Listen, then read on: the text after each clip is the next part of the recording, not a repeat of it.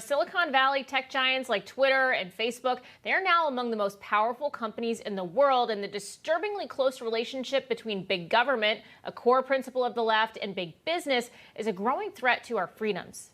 Absolutely. The birth of woke capitalism, a toxic new brew of profit-seeking and wokeism, is a cultural revolution perpetuated not by politicians, but by the leaders of big corporations, especially in Silicon Valley. On this day, today, in the afterglow of America's July 4th birthday, it's worth considering if we are as free as the founding fathers intended. Yes, we are free from direct foreign tyranny. No overseas power, thankfully, controls our land, and the idea of any invasion of America seems, thankfully, impossible. Though China does have a level of influence over key power levels in America that should trouble all of us. The Bill of Rights mostly still defends citizens against politicians and state actors coming in the way of our God-given rights. But what about private threats? What about the increasing ability and willingness of big business, especially big tech, to do what the Constitution stops the government from doing? The founders could not have possibly foreseen, as prescient as they could not have foreseen the kind of multinational corporate conglomerates that now control so much of our society. Their focus, the founders, was on restraining the power of the state. But in 2021 America, when big business becomes the primary threat to our rights, we should take notice and we should take action. Because whether the censoring of our political speech or the silencing of our opposition ideas, whether it comes from government or from Facebook and Google, the result is still the same. Not to mention, it hurts us all financially to have so much economic power in so few hands. It especially hurts working class citizens and small business. Now, just how dominant are these big firms? For a look at that, folks, it's time for our 4th of July holiday Chalk Talk. And yes, folks, by the way, I know today's not the 4th of July, but it is the holiday, the observed holiday for so many people. This is a Chalk Talk giving you some of the data, some of the numbers on big tech dominance in America right now. I want to focus here on the triopoly. The actual legal term in antitrust law and in economics is a collusive oligopoly. That's a cumbersome term, so we're going to go with the triopoly, meaning that these are three monopolies that operate in their respective lanes: Google, Facebook, and Amazon. What do I mean by their lanes? Well, the lane for Google essentially is search and video. The lane for Facebook is essentially social networking. And then for Amazon, it is obviously online commerce, in addition to, maybe not as obviously to all of you, to cloud hosting. And note that they stay in their dominant lanes. And they don't necessarily have to overtly agree on that, by the way. There can be a collusive oligopoly, there can be a triopoly, where they tacitly simply agree to stay in their respective lanes. Now, how dominant are they, these three, this triopoly?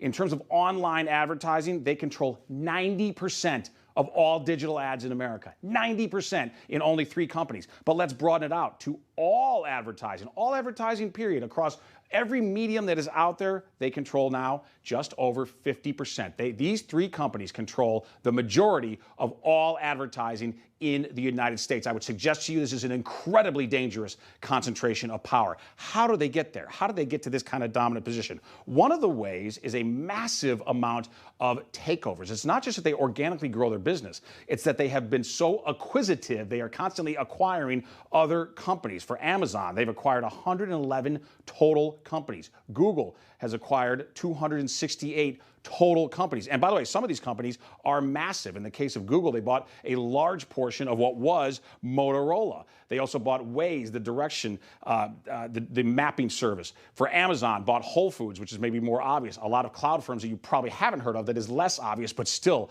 incredibly important. But that is the reality of big tech dominance in our country right now. And it appears to only be accelerating.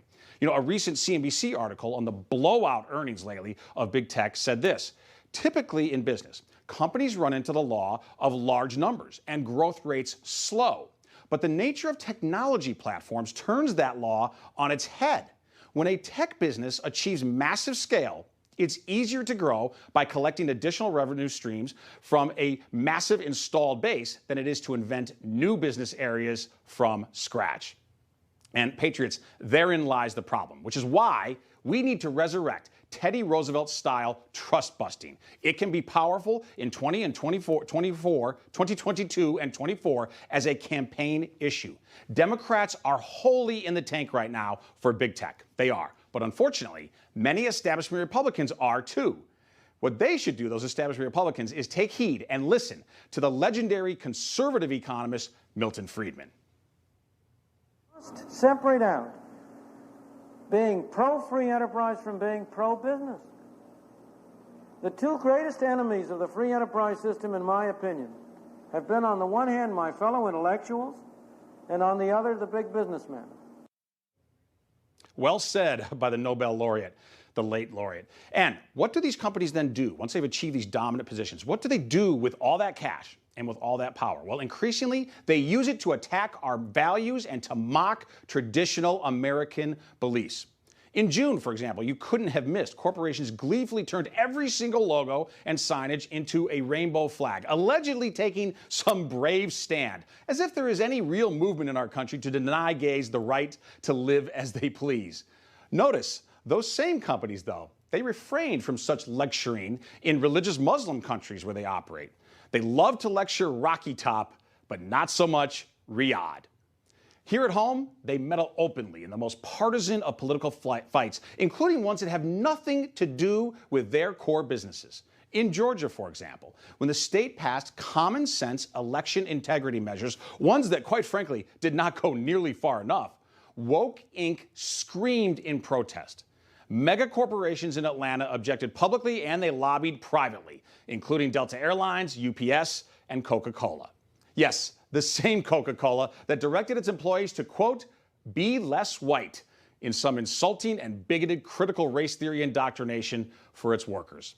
In a similar way, Jeff Bezos of Amazon, what does he do with his fortune? Well, he uses a fraction of it, just a fraction, to buy the Washington Post and push anti-Trump lies like the entire Russia hoax, thereby forming an alliance with the left to deflect attention away from his control of cloud hosting in America, a power used to silence the conservative-backed Parler app when it started to gain some traction. Big business stands ready to do the work of the left in exchange for the state ignoring their abusive practices. Just think of the bargain that big tech got out of the 2020 election. After they suppressed the most blockbuster story of the whole campaign, the laptop from hell, Biden China pay-to-play scandal, in return, Zuckerberg and Dorsey, what did they get? They got the assurance that during a Biden administration, those monopolies of Facebook and Google, they can operate with impunity. Hey, I'm Rob Finnerty. Thanks for watching. If you enjoyed this video, please join the conversation in the comments below. Don't forget to subscribe, too. Hit the bell icon to be alerted to breaking news. And remember, there's a whole lot more on Newsmax TV, America's fastest growing cable news network. Newsmax TV, we're real news for real people.